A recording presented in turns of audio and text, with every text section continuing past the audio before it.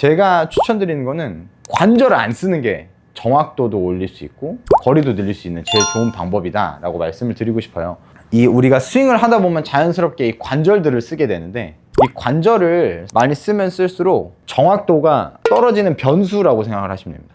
예를 들면 이거를 펴고 치면 1의 정확도를 가지고 있는데, 요거를 이렇게 굽히는 순간 요거를 펴면서 또 공을 맞춰야 돼요. 그러면 요거를 펴는 타이밍을 맞춰야 되는 난이도가 추가되는 거거든요.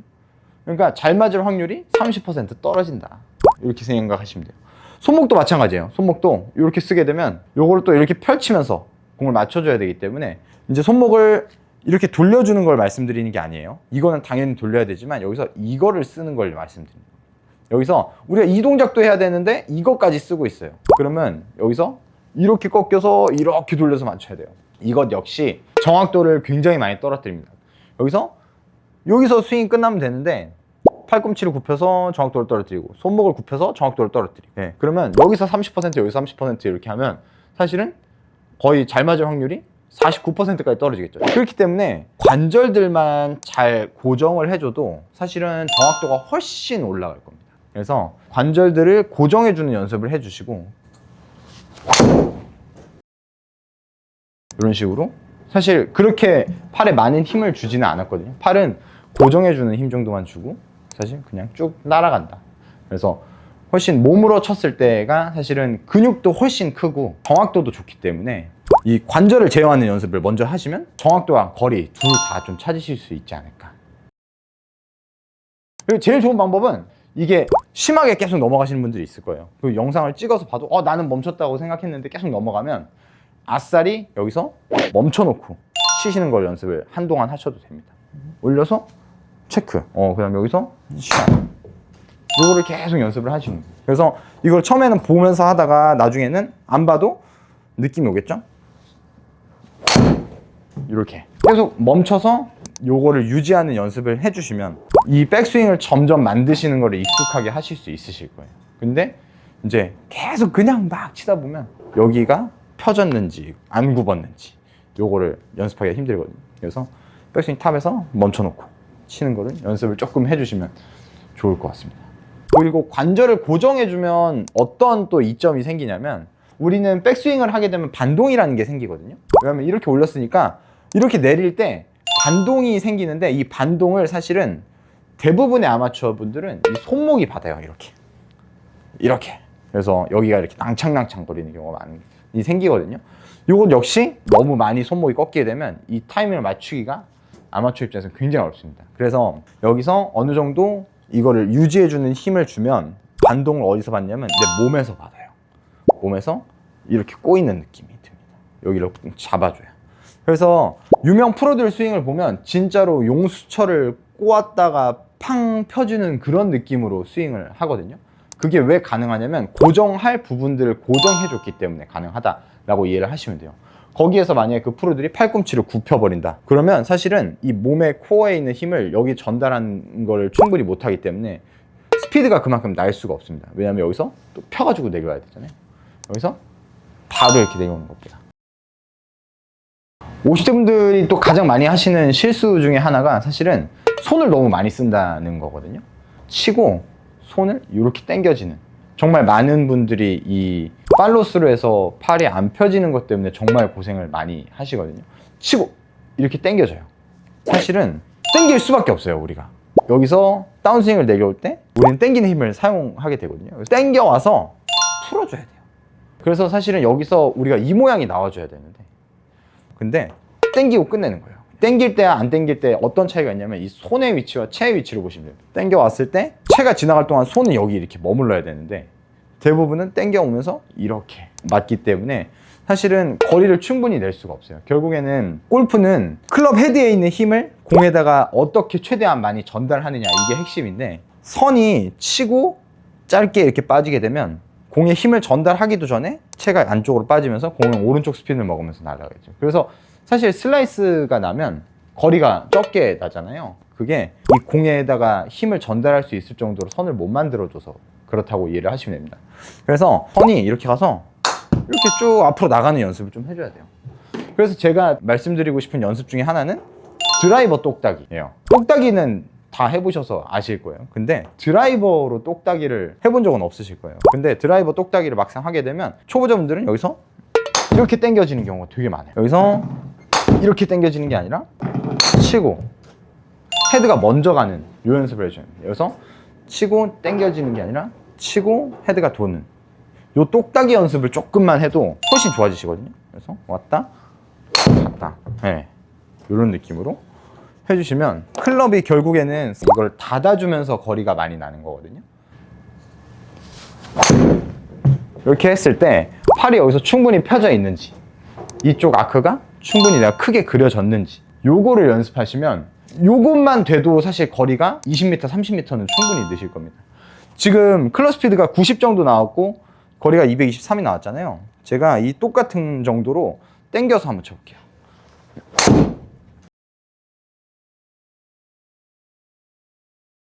야구 연습법인데 요것만 해주셔도 훨씬 거리를 많이 내실 수 있으실 겁니다. 풀스윙을 했을 때 오른쪽으로 왔던 체중이 왼쪽으로 가면서 치는 거거든요.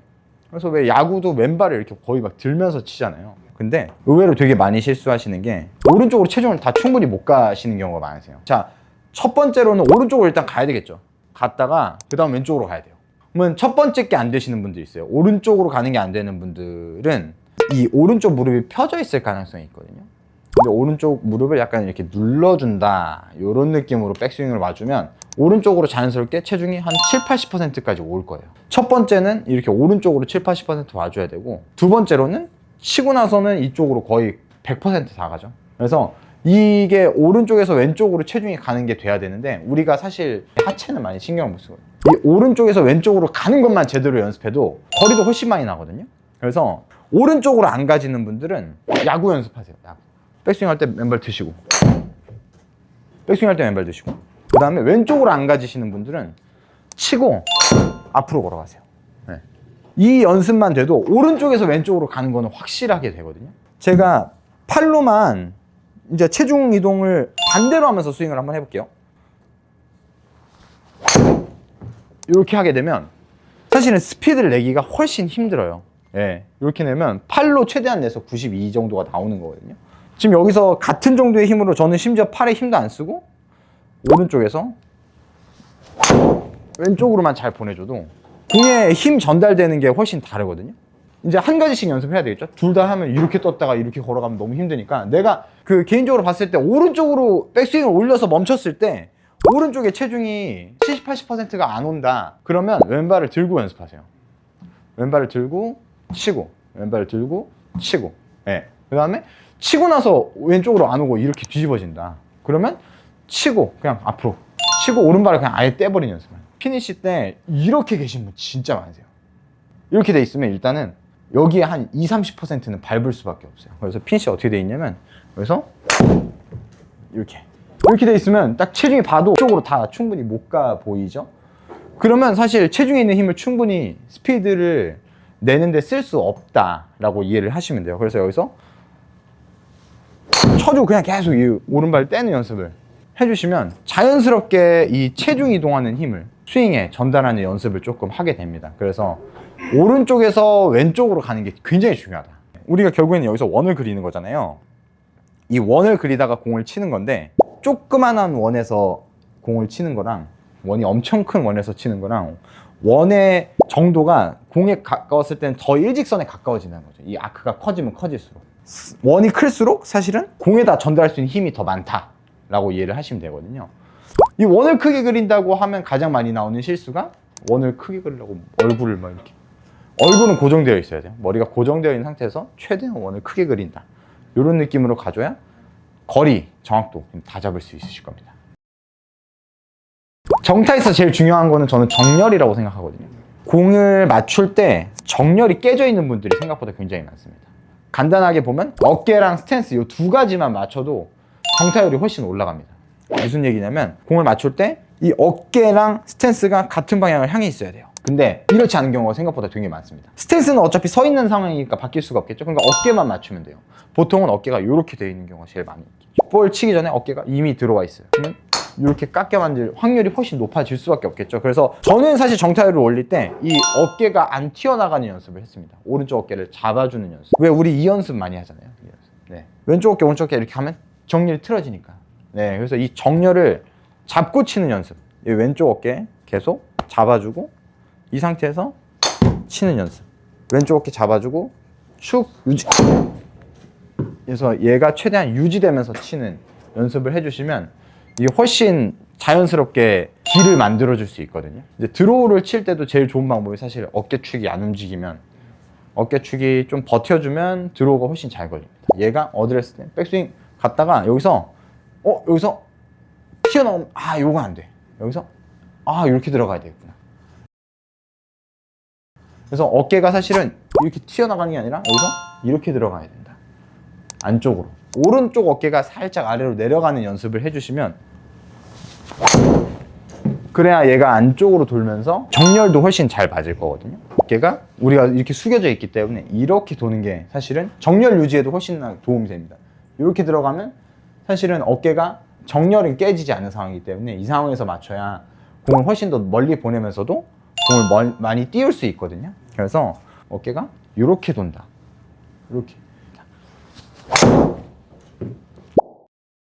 약간 이렇게 도는 느낌으로 연습을 해주시면 그것만으로도 사실 거리가 훨씬 잘 늘어나실 겁니다.